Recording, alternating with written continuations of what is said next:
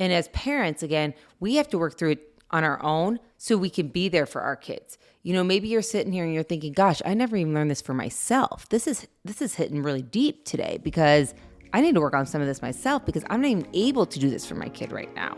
Well, that's the whole point. Sometimes we have to do enough work on ourselves so we can be there for our kids as they're going to go through these different things. Hello, everyone. We are Greg and Jacquie Francis, and welcome to High Performance Parenting, where our passionate goal is to encourage you to raise champion children in a crazy world. Every week, we will bring you multiple episodes from our extensive experience of raising our six happy, healthy, successful, godly kids who are confidently equipped to win big in life. We deeply believe that any parent who is provided with the right knowledge and continual support can raise amazing kids. And when they do, all of our futures get better. If raising up future generations of absolute champions matters to you as much as it does to us, here's how you can contribute. Like and share this podcast with everyone you know. And together, let's embrace this journey of raising champion kids in a crazy world. Okay, guys, we're back.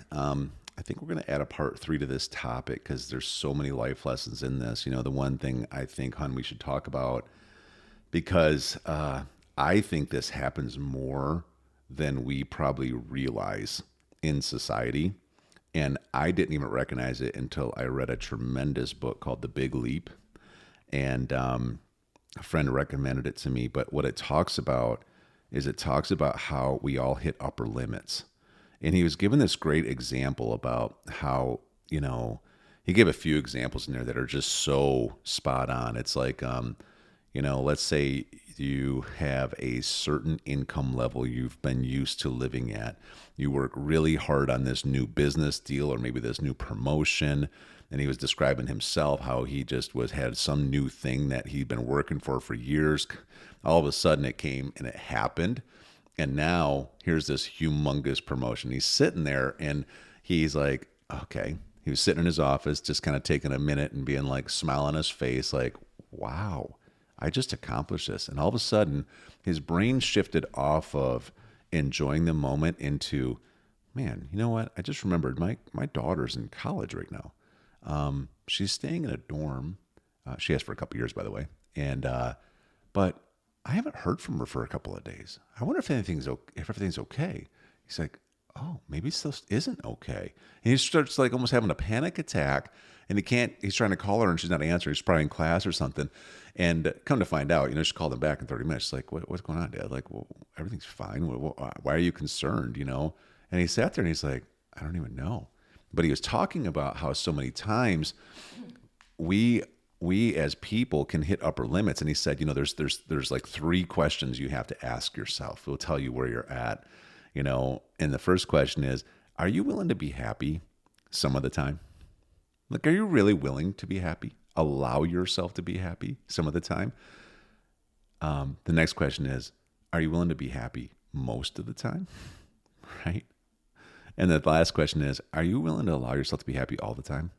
And the reality is, if you get really honest, even just asking that question, you're kind of like, it brings up so many weird things within you. Like, I don't know is it right to be happy all the time? There's a lot of wrong going on around us.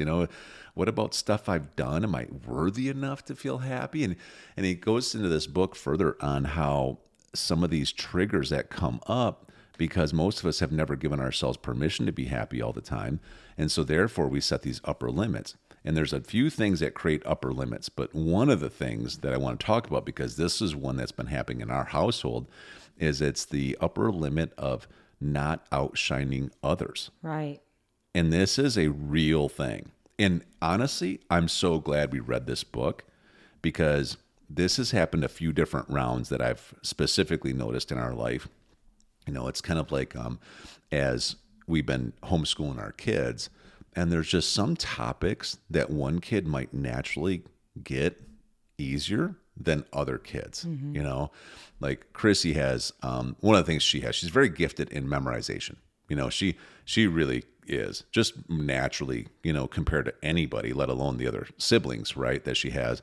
But so she, like when we'll play Bible Jeopardy, and I'll have this list of questions. I mean, by the second time that I go through these lists, which there's a ton of these questions, she is the one like just destroying everyone because Right. she just has it recollection power, And so to the point where we've almost had to like have everybody in the family all be a team against Chrissy Right. just to even make it somewhat fair, and she'll still win, right? Right. Like another example is Bella is such just an avid reader. Like it comes so natural to her. Like she can sit down and she can read and it comes natural and it's easy for her. It's super easy.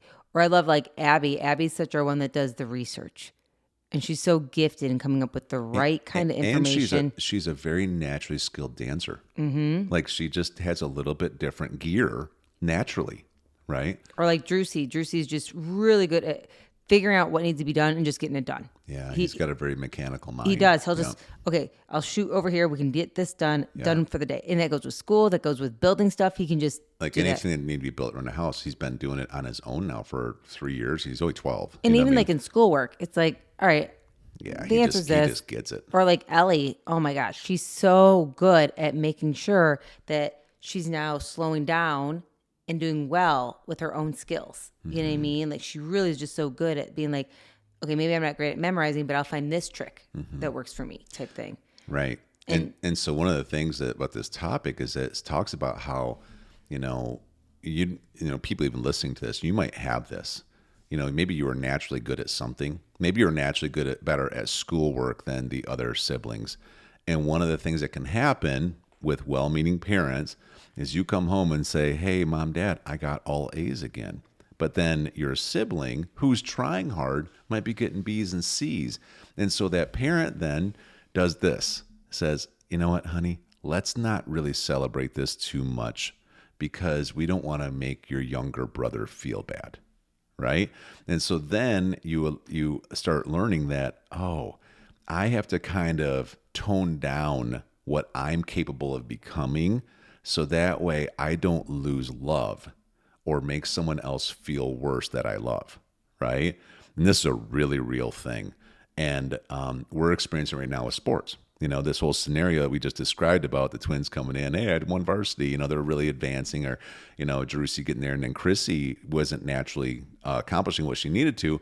And, the thing that we have been very intentional about now is that we not only have to have these conversations with Chrissy like we did in the last 2 episodes, about how do you overcome this? How do you see this right? How do you use the $1 million formula for emotional stability and advancement? How do you do this? How do you turn this into positives? Like there's so many life lessons. But for Drews, like one of the conversations I'm going to have with him that I've only kind of touched on, but I'm going to have a real one with him soon, is that, listen, no matter where Chrissy's at, you need to double down and be amazing. And we are going to celebrate you succeeding. We are going to make a huge deal out of it. And we're going to train Chrissy to also be very excited for you. Because I don't want him to start trying to hold back. Kind of like I got in varsity, but maybe I should go down to JV so we can be together. No, you shouldn't. You should try to become the best varsity player ever, right? Right. And it's so interesting you're talking about that because it just made me realize I was having a conversation with one of my friends that was over the other day.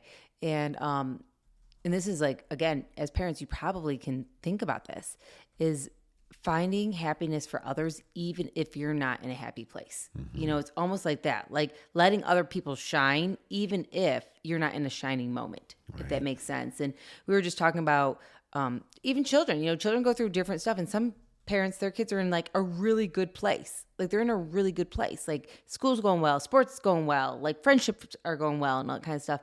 And then how many times is another parent like, I mean, at our house, we're kind of dealing with some stuff. My little one didn't find a friend yet, or school's a challenge this year, or sports didn't work out like we wanted. You know what I mean? And you can feel for that other person, but on the flip side, be excited for the one that's in a good season.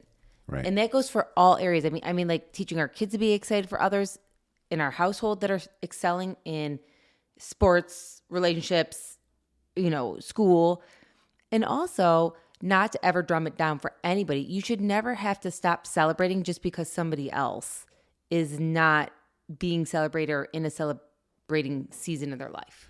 It's so important for all of us. It is huge. And again, this comes up a lot, right? I mean, today's world that revolves around comparison. Right. Today's world revolves around trying to make you feel like you're missing something. Yes. I mean, I was just talking to a coaching client yesterday. I said, you need to understand what marketing is and how, if you don't understand how to package this properly in your mind, it can really affect your self-image. It can really affect your identity because you're bombarded constantly with this concept of, all right, I'm looking at this thing on social media. I'm looking at this ad on TV in between, the breaks of a basketball game. I'm looking at this thing in a magazine. I'm seeing the ad on a billboard. And what do they all say? They all say, here is this perfect model of something. You don't have it. You are not it. But by the way, if you buy this product, it'll get you closer to this, right? You right now kind of stink, but if you buy this product, you can become great. And the great is what we show you over and over and over. It's nuts, like when you watch the studies of, okay, what does society consider a beautiful woman over generations, I know what over you decades? consider a beautiful woman. My wife, yes.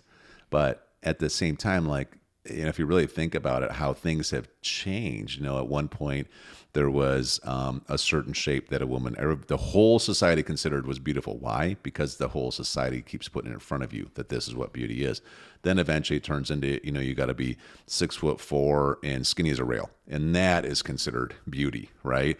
And then it turns into, okay, you have to have a certain amount of procedures done to your face in order to be able to keep up, because if your lips aren't plump enough, or if your cheek aren't high enough, or if you have a single wrinkle, then that's not beauty in today's world. So an industry gets birthed out of this, and it's just, the thing about it is, I'm not trying to knock all these other industries. I'm trying to just say, like, man, this spills over into everything else, and people wonder why here you are fighting so hard to try to become something you were never even intended to be.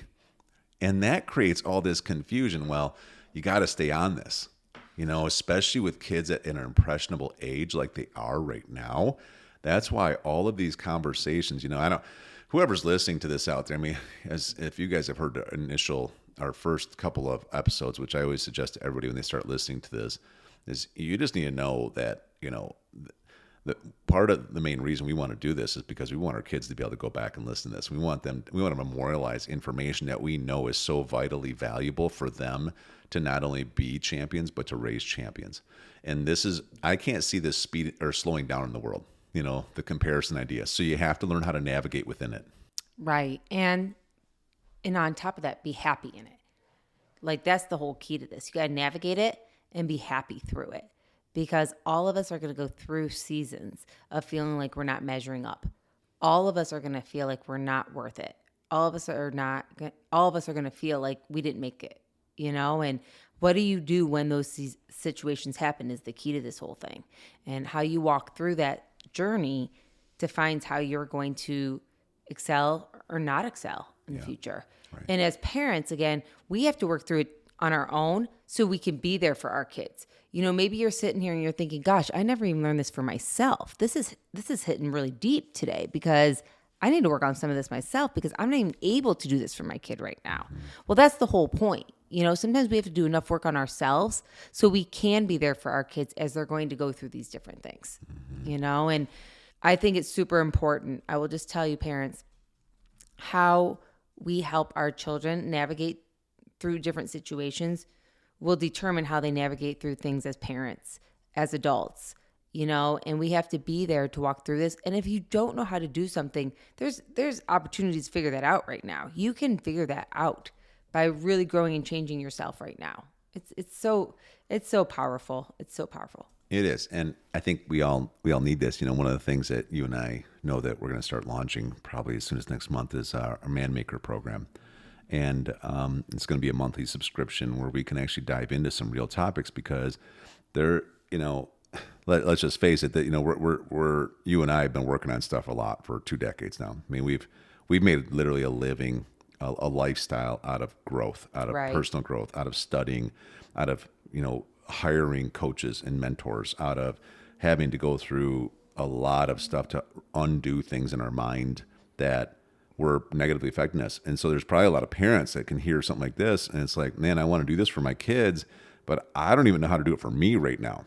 And so one of the things we're going to create is a program where we're investing into not only men, it's going to be families, really. We're probably going to call it Man Maker, but it'll probably really have a lot to do with men and women. And it's going to go through a lot of topics like this about how to optimize yourself, how to overcome wrong thinking, how to get your identity back, how to operate as, really a victorious child of God, how to understand that there's a purpose for your life, and that how you can actually work on getting yourself to the point where you can fulfill that purpose. And then how do you then, as you get healthier, how do you help everyone around you get healthier? Correct. And so that's coming up. We'll get more info out about that. I think it's going to be really fun. But I want to talk next episode about optimized living. I want to talk a little bit about that for an episode because it's been on my heart a lot. I've been getting a lot of coaching around this lately, and I think it could really benefit people. Cool? Great. Hey everyone, thanks for listening and thanks for your love and support. We hope that today's episode added tremendous value to you and your family. It would mean so much to us if you would partner with us on our mission of helping parents around the globe raise champion children in this crazy world. To do so, simply take a moment to like and share this podcast with everyone in your network. See you next time.